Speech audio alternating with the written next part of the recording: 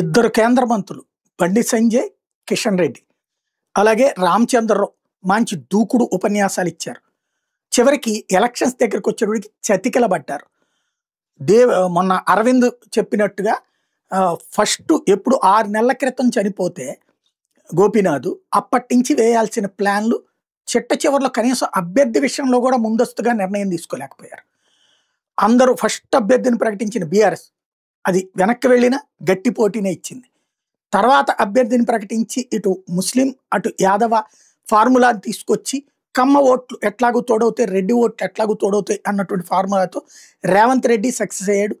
తన అభ్యర్థిని విజయం వైపుకి తీసుకువెళ్తున్నాడు.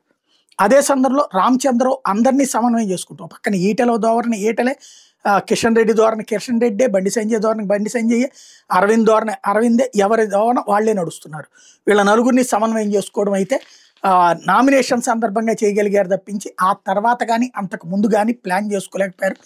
గత 6 నెలల్లో దాన్ని సెటరేట్ చేసుకోలేకపోయారు. ఆ ఫలితం కనీసం డిపాజిట్ కూడా రాని పరిస్థితికి ఇక్కడ భారతీయ జనతా పార్టీ ఉండటం అన్నటువంటిది. అసలు పోటీలోనే లేకుండా పోవడం, 2000 ఓట్లు 3000 ఓట్లు మొదటి 3 రౌండ్లకి వచ్చినాయి అంటే సిగ్గుపడాల్సినటువంటి అంశం. నువ్వా నేనా అన్నటువంటి పోటీ ఇచ్చి 2018 తర్వాతన ఒక ఊపినటువంటి భారతీయ జనతా పార్టీ బండి సంజయ్ని అధ్యక్ష స్థానం నుంచి తీసేశాక ఒక్కసారిగా డౌన్ అయ్యి మళ్ళీ మొన్నటి పార్లమెంట్ ఎన్నికలప్పుడు పుంజుకుని అసెంబ్లీ ఎన్నికలప్పుడు కూడా ఒక 8 అసెంబ్లీ స్థానాలు గెలుచుకుంది ఇండివిజువల్గానే పోటీ చేసి.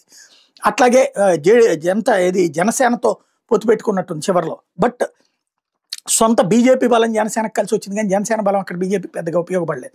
తర్వాత వచ్చేటప్పటికి సాధ్యమైనటువంటిది పార్లమెంటు స్థానాలు ఏకంగా 8 గెలుచుకుని ఒక ఊపి నెక్స్ట్ ఎక్క బీజేపీదే అనుకుంటే ఆ తర్వాత నుంచి ముఖ్యమంత్రి స్థానం నాకంటే నాకు అనుకుంటూ నాకు కానప్పుడు నాశనం కావాలని కోరుకున్నారా ఏంటి? నాయకులందరూ ఒక్కసారి ఆత్మవిమర్శ చేసుకోవాలి, సిగ్గు తెచ్చుకోవాలి.